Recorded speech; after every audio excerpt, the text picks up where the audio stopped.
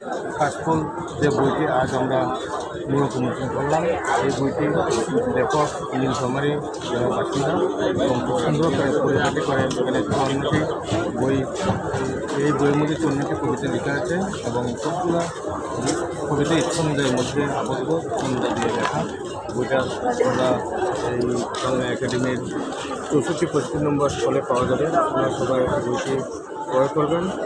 ক্রয় করলে কবি উৎসাহিত হবে। কবি যখন কষ্ট করছে সে কষ্ট কাজে লাগবে। সুতরাং আপনারা বইটি কিনুন। আমি আহ্বান করবো তারা বই মেলাতে আসেন, যাওয়ার সময় এই বইটি কিনে নেবেন।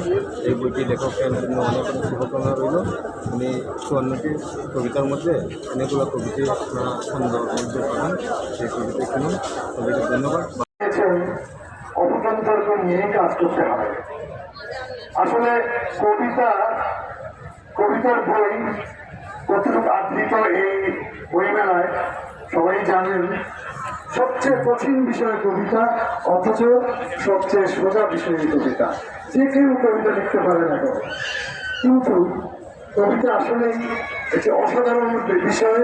সাহিত্যের সব শাখা থেকে সবচেয়ে দুর্বল ব্যাপার হচ্ছে কবিতা।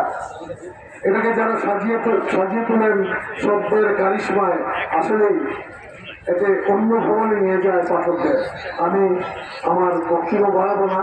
আমি এই কবিতার বইয়ের নির্মাণের সাথে জড়িত ছিলাম। আমাকে কথা বলতে দেওয়া হয়েছে। আমি কবিকে এবং আমাদের আজকে এই যিনি বইটি উন্মোচন করলেন সাংবাদিক মেনন চৌধুরী সহ আমাদের বাংলা টিভির প্রধান মায়ারাজ এবং উপস্থিত যারা আছেন সবাইকে আমি শুভেচ্ছা জানিয়ে আমার কথা শেষ করছি।